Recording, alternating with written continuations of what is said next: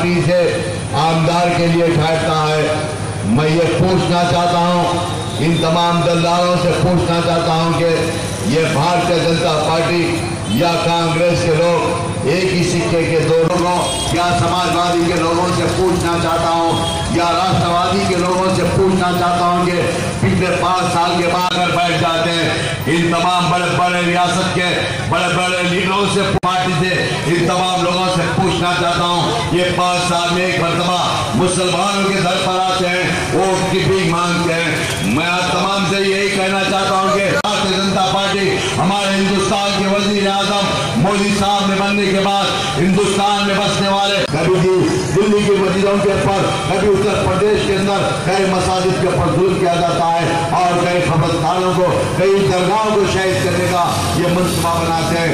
मैं ये भारतीय जनता पार्टी के लोगों से यही कहना चाहता हूँ कि आपने यहाँ पर बैठकर सुनने वाले मेरे नौजवानों को बताना चाह रहा हूँ कि हिंदुस्तान के अंदर 542 मेंबर ऑफ पार्लियामेंट होते हैं, जो कोई कांग्रेस के मुसलमान एमपी बनते हैं, या समाजवादी के बनते हैं, या राष्ट्रवादी के बनते हैं, या बहुजन समाज जैसी पार्टी के मेंबर ऑफ पार्लियामेंट बनते हैं।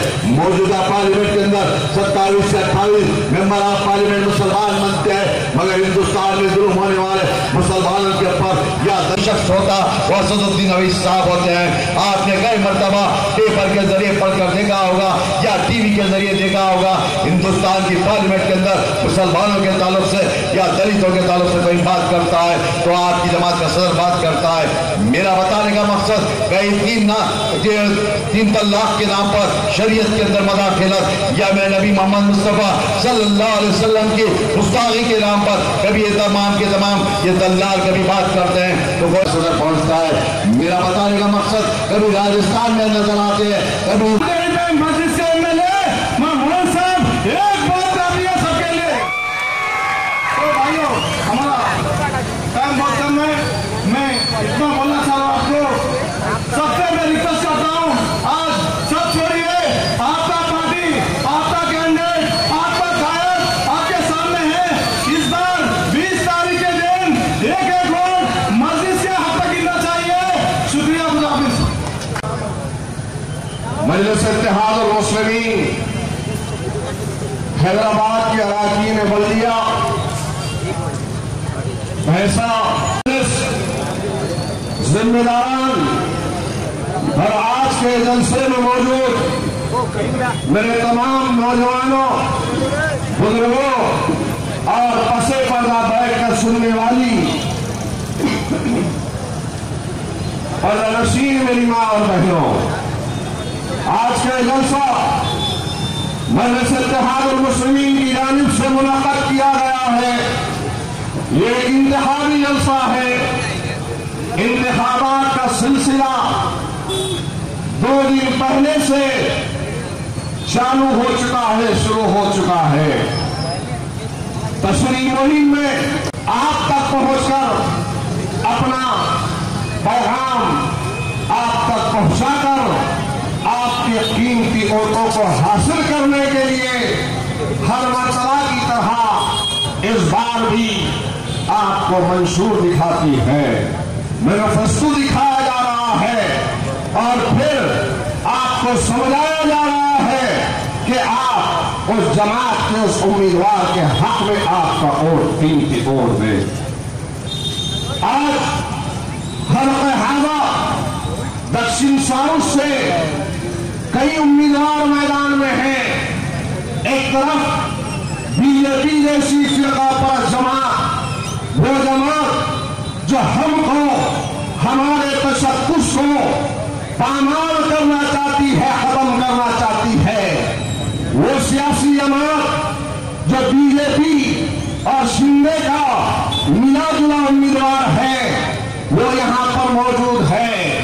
वो बीजेपी जिसने शुरू दिन से अपने एजेंडे में, अपने बुनियाद में हिंदुस्तान के मुसलमानों के खात्मे को लिखा था, वो बीजेपी जो नहीं चाहती कि इस मुल्क की सबसे बड़ी अक़लियत वो आगे बढ़े, वो चाहती है कि मुसलमानों को उनके हुकूक और खास तौर से बुनियादी हुकूक से महरूम किया जाए। वो बीजेपी का उम्मीदवार मैदान में है जो हिजाब से मुसलमानों का हिजाब खत्म करना चाहते हैं।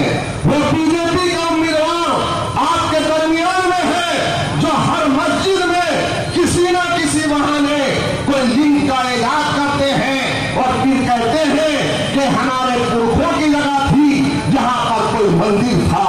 वो बीजेपी जो अपने बुलडोजर के जरिए से मुसलमानों की तिजारतकारों को उजाड़ रही है, मुस्लिम नौजवानों को खत्म कर रही है एनकाउंटर के नाम पर, वो बीजेपी का उम्मीदवार मैदान में है।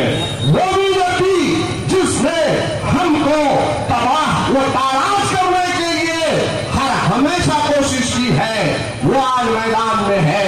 वो बीजेपी का उम्मीदवार मैदान में है कि दलितों पर जुल्म करता है, दलित बच्चों पर जुल्म करता है, वो बीजेपी का उम्मीदवार मैदान में। कौन सा उम्मीदवार मैदान में है और कौन सी जमात का उम्मीदवार मैदान में है?